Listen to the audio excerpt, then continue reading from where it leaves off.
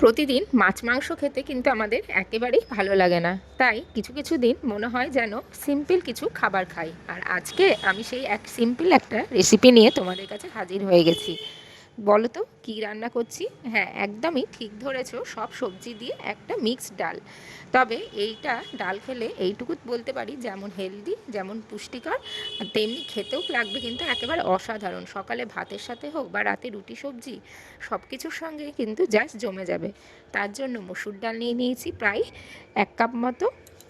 এই মসুর ডালের মধ্যে আমি কিছু কিছু সবজি অ্যাড করব, তোমরা চাইলে আরও কিছু সবজি অ্যাড করতে পারো। আমি নিয়েছি আলু, পেঁয়াজ, কিছুটা গাজর, আর নিয়েছি রসুন, আর হচ্ছে কিছুটা পরিমাণে লঙ্কা।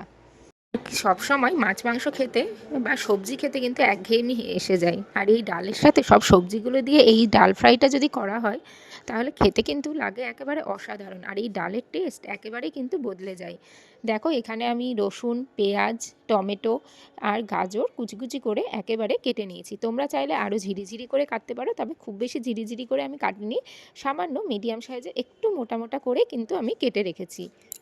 এইরকম ডাল খেতে তোমরা কে কী ভালোবাসো তা কিন্তু আমাকে অবশ্যই জানাবে, কারণ ডাল আমাদের প্রায় প্রত্যেকের বাড়িতে কিন্তু হয়। তবে এইভাবে ডাল কি কখনো তোমরা করেছো?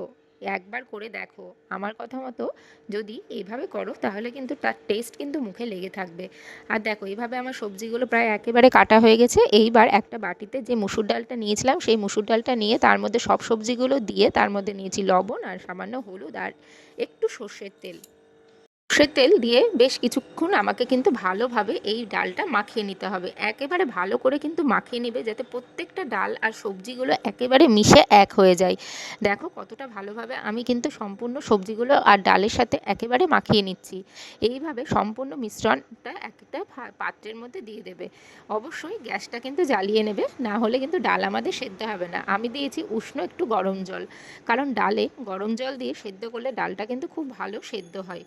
এইবার গরম জল দিয়ে কিছুক্ষণ ঢাকা দিয়ে আর দুটো কাঁচা লঙ্কা দিয়ে প্রায় কিছুক্ষণ মতো আমি রেখে দিয়েছি, কারণ মুসুর ডাল ভীষণ নরম আর সবজিগুলো ভীষণ মানে টাটকা ফ্রেশ, তাই জন্য খুব তাড়াতাড়ি কিন্তু আমার সেদ্ধ হয়ে গেছে। দেখো, ডালটাও কিন্তু প্রায় সেদ্ধ একেবারে হয়েই গেছে। এইভাবে যদি তোমরা ডাল এইভাবেই রেখে দাও তাও খেতে পারবে, কিংবা যদি ফোড়ন দাও তাও কিন্তু দিতে পারো, কোনো অসুবিধা নেই। দেখো, আমার ডাল কিন্তু একেবারে রেডি। কতটা সুন্দর লাগছে না দেখতে! আর বিশ্বাস করবে না, এই ডাল দিয়ে আমার কর্তামশাই তো সকালের ভাত থেকে রাতে রুটি সব কিছু কিন্তু এই ডাল দিয়েই কিন্তু খেয়েছিল। তোমরা বাড়িতে অবশ্যই কিন্তু এই ডাল ফ্রাইটা রেডি করে একেবারে আমাকে কিন্তু জানাবে কেমন হলো তোমাদের এই ডাল ফ্রাইটা। দেখো, আমার ডাল কিন্তু একেবারে রেডি হয়ে গেছে, একেবারে সেদ্ধ হয়ে গেছে। এইবার আমি একটা অন্য পাত্রে ঢেলে রেখে দেবো। ফোড়ন দেওয়ার